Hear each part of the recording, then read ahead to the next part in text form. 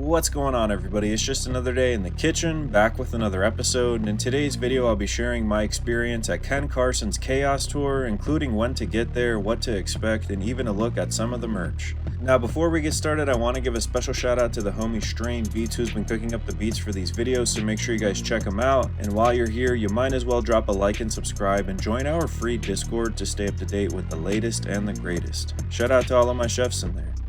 Now, it was just last night that Ken Carson kicked off the first show of his brand new Chaos Tour in my hometown of Orlando, Florida, so you know I had to pop out and show my chefs exactly what was going down.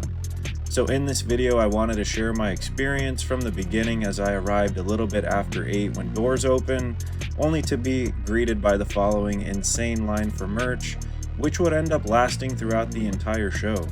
And honestly, at any point throughout the night, there were probably anywhere from 150 to 250 people in line, so if you're interested in picking up any pieces, you probably want to arrive either really early or try to pick them up as people are leaving out the door. Now with that said, I want to spend a little time showing my chefs exactly what to expect out of the merch that you'll see on this Chaos Tour, as I was pretty surprised in a good way at some of the pieces that we were seeing. With a variety of different pieces, starting things off with beanies priced at $35 and working things up to zip-up hoodies for $150. And while I did overhear some people sharing the sentiment that some of these pieces were a little bit too pricey, honestly every other person had a piece of merch on them, so I don't think Ken's hurting. Now I wanted to give you guys a close-up of some of these pieces to give you guys an idea, with the following being my favorite.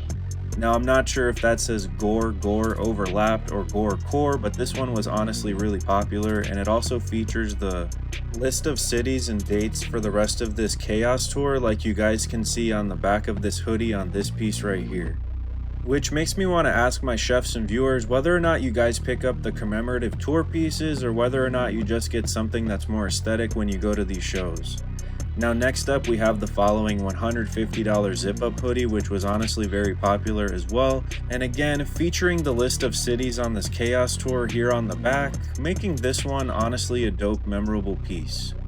And while we're on the topic of this particular zip-up hoodie, given that it's the most expensive piece from this tour collection, I want to acknowledge one thing, that unfortunately I can't speak on the quality of any of these pieces, so if you ended up picking up any pieces on the tour, please let us know in the comments if it's worth it.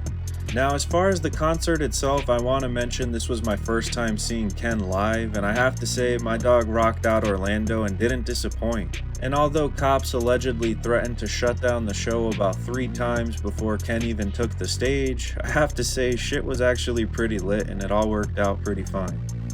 As Ken would go on to take the stage at around 9:50 p.m, opening his set with the song Hardcore.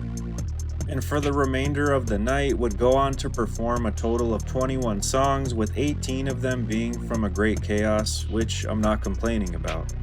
And he would also go on to debut the songs Toxic, Loading, and Leather Jacket for the first time live, so you know things were lit. So much so that even I had to jump in the mosh pit and give you guys a rare chef appearance. Now speaking of the pits, for those that are curious or maybe going to one of these shows for the first time, they were honestly really chill, and you can always tell when stuff's about to go down or when they're about to open, so if you're into that you can definitely find yourself bumping around and enjoying yourself, but equally you could also get to the side and not be worried about it either. Now with all that being said, I also want to keep it real and acknowledge that the venue was hot as hell, and I don't think they were prepared for this type of show, as for about 60% of it I honestly couldn't see Ken on the stage because of all the damn fog that they had, and I wanted to slow down this clip and show you guys just an example, as the guy would literally disappear every 30 seconds, so I hope whatever show you attend in the future is a bit better prepared for Ken and the chaos. Now if you made it this far in the video, thank you so much for watching, and I'd love to know what you guys think about this one in the comments. If nothing more, I hope this video gives you an idea of what to expect on Ken Carson's upcoming Chaos Tour, especially if you're on the fence about picking up any of the merch. And speaking of the merch itself, it honestly has me inspired to go back to the drawing board, so if you guys are excited for some new kitchen merch, let me know in the comments. Now, a bit related but unrelated, I do want to mention the crowd went crazy anytime they would play a Lone song, especially No Stylist. And while I was doing the research for this video, I saw that he recently lost one of his diamond cross pendants while performing, and someone's allegedly selling it for $50,000 on eBay. So I just wanted to ask my viewers, what would you guys do in this scenario if you actually came across this at a concert? And for the love of God, if Playboi Carti or anyone from the Opium camp ever sees this video, please think about dropping that new Carti album this year. It's not too much to ask, am I right? Now, with all that being said, I have to say it was a hell of a night here in the O, and Ken didn't disappoint for my first time seeing him live. I honestly think this is going to be a really dope tour, so again, if you're on the fence, definitely try to go because this one was crazy. And as always, thank you so much for cooking with the kitchen, and I'd love to know what you guys think about this one in the comments. I think it's safe to say Ken is definitely at the forefront of these new artists, and I can't wait to see what else him and Opium have cooked up. As always, guys, remember to stay safe out there, and remember, it's lit. Straight up! And peace.